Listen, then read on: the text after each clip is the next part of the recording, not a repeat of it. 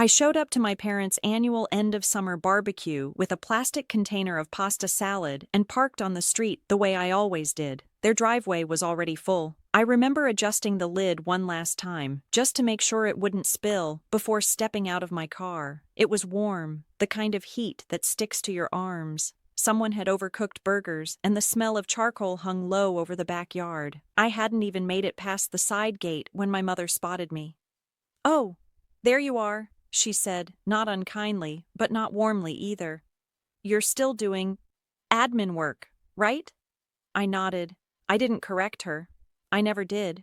She took the pasta salad from my hands like it weighed nothing and placed it on the table, next to 3 store-bought desserts no one had touched yet. Then she turned back to the grill, already distracted. That was normal. I was 33 years old, and my family still introduced me as the one who worked in an office somewhere. I let them. It made things simpler. Someone laughed too loudly near the patio. I recognized my sister Lauren's voice before I saw her. She was animated, one hand wrapped around a drink, the other slicing the air as she talked. She always looked like she was presenting, even off the clock. "And then my director pulls me aside," she was saying, "and tells me the campaign numbers were the strongest in the region." My father beamed at her. "That's what ambition looks like." Lauren caught my eye briefly. Her smile tightened, then slid away. I took a paper plate and stood near the edge of the lawn, where the grass met the concrete. The table wobbled slightly when someone leaned on it. I steadied it without thinking. I'd learned to stay quiet at these things. Quiet didn't invite commentary. Still, it found me. My aunt leaned over, wine sloshing near the rim of her glass. "Have you ever thought about doing something more long-term?" she asked. "Like management courses or something?" "I'm comfortable," I said. She made a small sound. Not agreement, just dismissal. The afternoon moved slowly. Cicadas buzzed. Someone turned on music too loud, then lowered it again. I watched smoke drift up and disappear against the pale sky. That was when Lauren said it. "We're finally having a full company meeting next week," she announced. "The CEO's coming in person." My mother laughed. "Like you'd ever see them from your desk." There was no malice in it. That almost made it worse. I kept my face neutral. I focused on the cold edge of the plate against my palm. I had, in fact, decided that week would be different, but I hadn't planned on this moment, or this place. A car turned into the driveway then, black, clean, quiet. I recognized it immediately. I didn't move. I didn't say anything. I just stood there, watching the engine cut off, knowing that whatever came next was no longer mine to control. And then the door opened. I stayed where I was. Then I waited. The man who stepped out of the car didn't rush. He closed the door carefully, glanced at the house number, then scanned the backyard the way people do when they're trying to orient themselves in a personal space that isn't theirs. Lauren straightened instantly. I saw it happen out of the corner of my eye. Her shoulders went back. Her voice dropped into something lighter, more polished. "That's my director," she said, already moving. "Why would he—" I didn't answer. I didn't follow her either. I stayed near the table, my plate untouched, my fingers resting on the edge. The plastic bent slightly under the pressure. I remember noticing that. He walked past the grill first, nodded politely at my parents, then stopped when he saw me. Not because I waved, not because I smiled, because he recognized me. "Hey," he said, warm but careful. "I didn't expect to see you here." The word here landed heavier than it should have. Conversation around us slowed, not stopped, just thinned out, like air before a storm. Lauren reached us seconds later, breath quick, smile already fixed in place. "Mark, hi, this is such a surprise." He looked at her, then back at me. His expression didn't change, but his posture did, straighter, more formal. "I followed the address on an old file," he said. "I hope that's all right." "It's fine," I said. "You didn't do anything wrong." My mother's hand froze mid-motion over the grill. My father turned slightly, listening without pretending not to. Lauren laughed once, too sharp. "Sorry, I'm confused. How do you two—" Mark paused, just long enough. "I work with your sister," he said. She blinked. "Oh, I didn't know." "We keep things separate," I added. "Calm. Even. It's easier." Silence spread this time. Not dramatic, just uncomfortable. Someone's phone buzzed, a chair scraped. Lauren looked between us again, slower now. "Wait," she said. "You mean, you know her from the office?" "Yes," Mark said. My father stepped closer. "She's an assistant." I felt the familiar urge to smooth things over, to make it smaller. I didn't. I let the sentence sit where it was. Mark nodded once. "She works at the company." That was true, just not complete. Lauren's voice dropped. "Why are you talking to her like that?" Mark glanced at me. It wasn't a question, it was a check. I gave a slight nod. "Because," he said, "she signs my performance reviews." The words didn't echo, they didn't need to. My mother set the spatula down. "That's not funny." "It's not a joke," he said. I could feel every pair of eyes turn toward me then, not accusing, just trying to reconcile something that didn't fit. I didn't rush to explain. I'd learned long ago that clarity lands better when it arrives on its own. Lauren shook her head, a soft denial. "No, that doesn't make sense." I met her gaze. I didn't want it to be a topic here. My father exhaled hard through his nose. "Then what exactly is it?" I reached into my bag and felt the familiar weight of my phone, the folder tucked beside it. I didn't pull anything out yet. "Let's sit," I said. "This doesn't need to be loud." No one argued. Chairs were pulled back, drinks were set down. The grill hissed, unattended. As we settled around the patio table, Mark stayed standing, hands loosely folded, waiting. I noticed that too. I placed my phone face down on the table, then I took a breath, and began at the only place that mattered, the paperwork. I didn't start with speeches. I never do. I opened the folder and slid it across the table, stopping it in the center where everyone could see it, but no one touched it yet. The plastic cover caught the light. Inside were clean printed pages, no highlights, no sticky notes. "Before anyone reacts," I said, "I want to be clear about one thing. I didn't hide anything to embarrass anyone. I hid it because it worked." My mother folded her hands together. My father didn't sit. He stood behind his chair, knuckles resting on the back, like he might need it for balance. Lauren stared at the folder as if it might move on its own. Mark stayed quiet. "I bought a controlling interest in the company 3 years ago," I continued. "Quietly, through holding entities. It wasn't a secret inside the organization. It just wasn't public-facing." "That's impossible," Lauren said. Her voice was thin now. "You don't have that kind of money." I nodded once. "That's a common assumption." I flipped the folder open. The first page wasn't financials, it was a timeline, dates, filings, approvals, each one labeled, boring, verifiable. "I didn't come up through marketing," I said, not looking at her. "I came up through acquisitions." My father finally pulled his chair out and sat, hard. My mother leaned forward, squinting. "Why would you still be working there?" "Because I wanted to understand how the company operated from the inside," I said, without titles getting in the way. Mark spoke then, gently. "It changed a lot of internal decisions. Seeing process gaps firsthand does that." Lauren looked at him like he'd betrayed her. "So this whole time," she said, "you were watching me?" I met her eyes. "I was doing my job." She laughed once, sharp again. "That's disgusting." "No," I said. "What would have been unethical is intervening." I turned another page. This one was internal policy. Signature block at the bottom. Mine.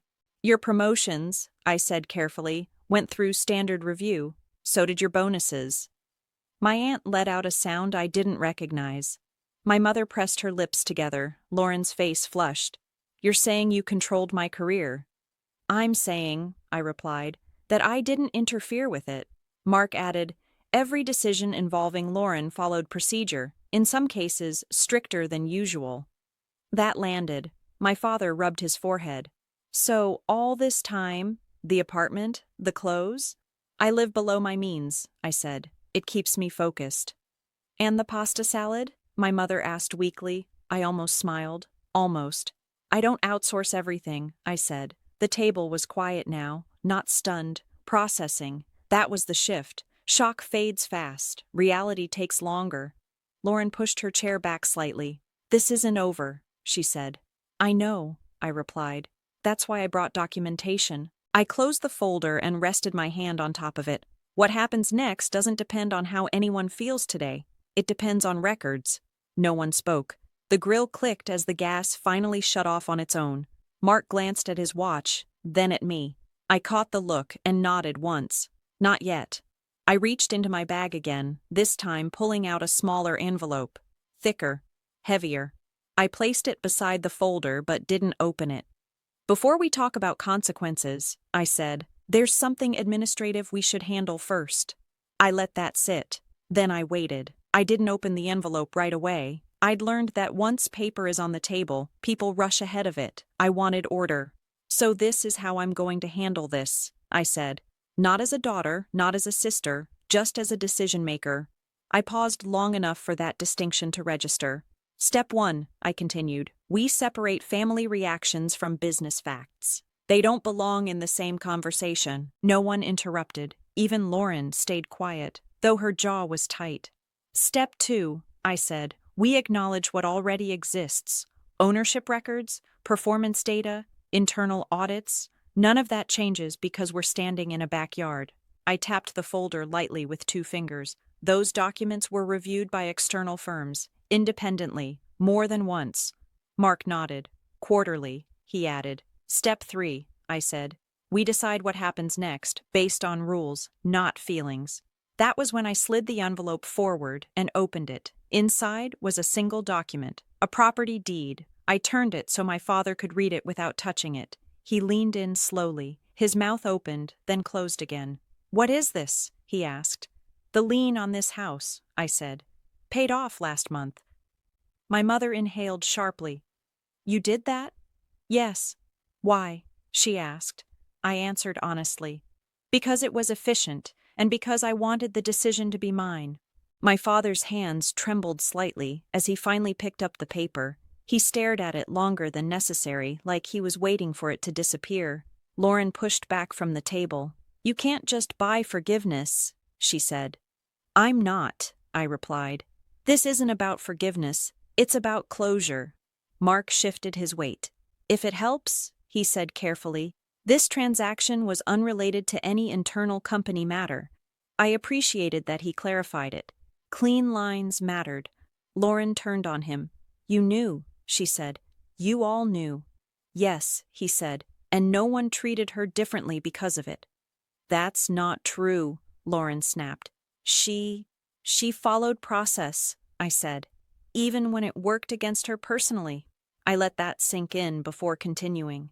There will be a company-wide meeting next week, I said. My role will be formally acknowledged. That part is already scheduled. My mother looked up. People will know? Yes? And Lauren? My father asked quietly. I didn't answer right away. I flipped to another section of the folder. This one wasn't labeled for family eyes, but it was factual. Lauren's department has open compliance issues, I said. They've been documented. Lauren stiffened. You're doing this now? I'm acknowledging reality, I said. Now or later doesn't change it.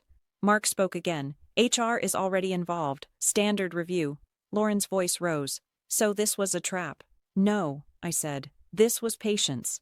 The word wasn't sharp. It didn't need to be. I closed the folder for the second time and slid it back toward myself. Nothing else needs to be decided today. The relief in my mother's shoulders was visible. The tension in Lauren's wasn't. Mark cleared his throat. I should go, he said. We can continue this professionally next week. I nodded. Thank you for coming. He hesitated, then added, for what it's worth, you handled this exactly how you run the company. When he walked away, the backyard felt larger, quieter. No one spoke for a moment. I stood, picked up my bag, and looked at my family. We'll talk later, I said, after things settle. I stepped away from the table, past the grill, past the unfinished food. Behind me, someone started to speak. I didn't turn around. The confrontation didn't happen at the barbecue. It never does. Not the real one. It happened 9 days later, in a glass-walled conference room on the 9th floor, at 10 minutes past 9 in the morning, exactly on schedule. Lauren was already there when I arrived. She was seated stiffly, hands folded too tightly in her lap. Her badge had been updated. Different color, different access level. She'd noticed. Everyone does. HR sat to my right, legal to my left. Mark joined remotely, his square lighting up on the screen without sound at first. I took my seat and placed a thin folder in front of me. No raised voices, no opening statements. Thank you for coming, I said. We'll keep this procedural. Lauren exhaled sharply. Of course you will. I didn't respond to that. HR began. Dates, case numbers, internal review language, neutral, careful, the way it's supposed to be. Then it was my turn. I opened the folder and slid one page forward, not toward Lauren, toward HR. This is the first instance, I said. Credit reassignment without authorization. Lauren leaned forward. That was a misunderstanding. I turned another page. Second instance. Budget reallocation without approval. That was common practice, she said quickly. Mark's voice came through the speaker, calm and flat. It was flagged at the time. Lauren's face tightened. I didn't look at her when I spoke next. Third instance. Expense reports. HR nodded slowly. Legal made a note. Lauren laughed, a short, brittle sound. You're enjoying this? No, I said. I'm finishing it. Silence settled. Not uncomfortable, just final. HR folded their hands. Given the findings, the company has two options. I knew them already. Lauren did too. Termination for cause, HR continued, or voluntary resignation effective immediately with reference language as discussed. Lauren turned to me then, really looked at me. You could stop this, she said. You could make it go away. I met her gaze. That would violate policy. You're my sister. I'm the CEO, I said, and this meeting is being recorded. She slumped back in her chair. The fight drained out of her all at once, replaced by something quieter, not remorse. Calculation. Which option? HR asked. Lauren stared at the table for a long moment. Then she said, resignation. HR slid the document across. Lauren signed without reading it. When it was over, she stood abruptly. You think this makes you better than us? I stayed seated. No, I think it makes me responsible. She left without another word. After the door closed, no one spoke for a few seconds. Mark finally said, that was handled correctly. I nodded. That's the only way it works. HR gathered their papers. Legal disconnected.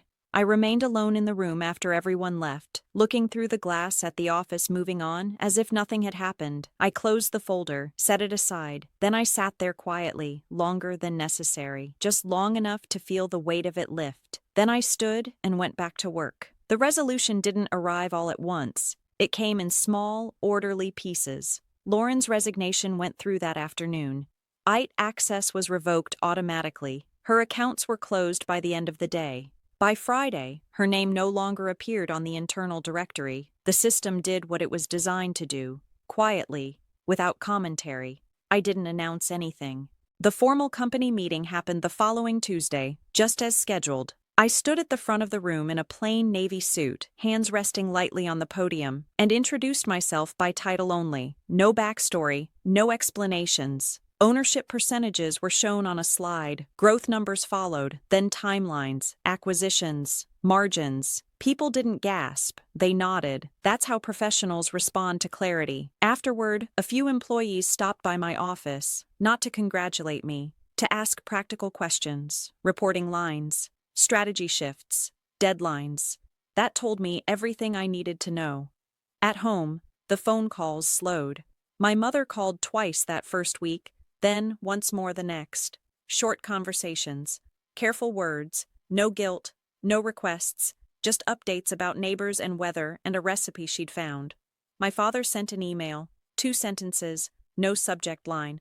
I was wrong, I see that now. I read it once, then archived it. No reply felt necessary. Thanksgiving came and went without drama.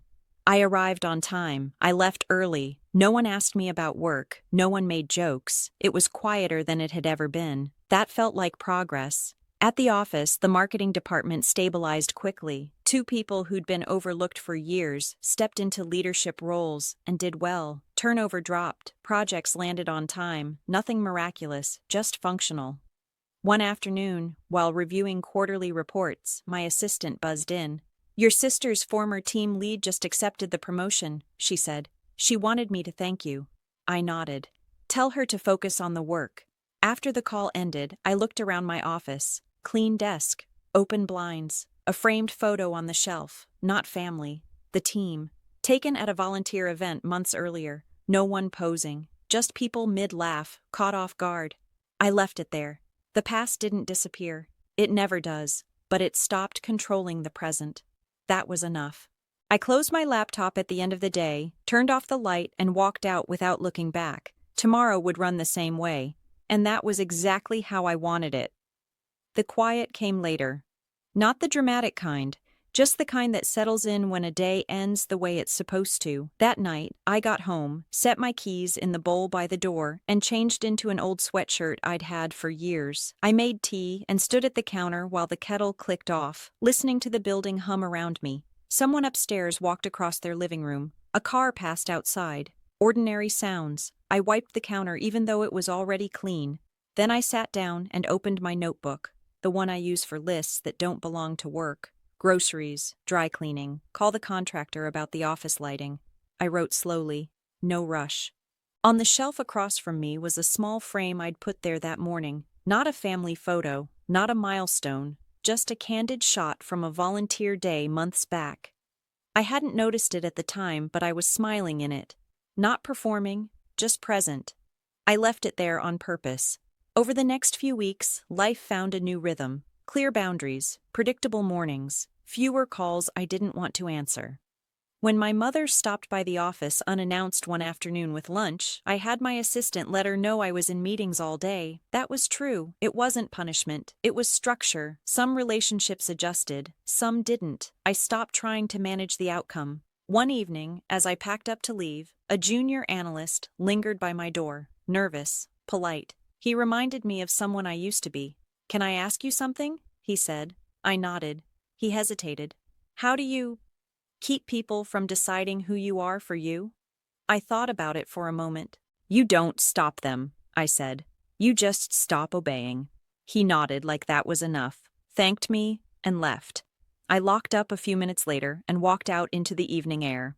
The streetlights were already on. The city moved at its usual pace, indifferent and steady. As I walked, I thought briefly about how many people quietly carry capability that no one sees, not because it isn't there, but because someone once taught them to make themselves smaller. I'd met more than a few of them over the years, and I had a feeling I'd meet more. If you're still listening, thank you for spending this time with me. If this story felt familiar in any way, you're not alone. If you enjoyed it, I'd really appreciate it if you liked the video and subscribed. It helps more than you think. And let me know in the comments where you're watching from and what time it is for you right now. I always like reading those. 2 more stories are coming up next, and I think you'll find them just as grounding. I'll see you there.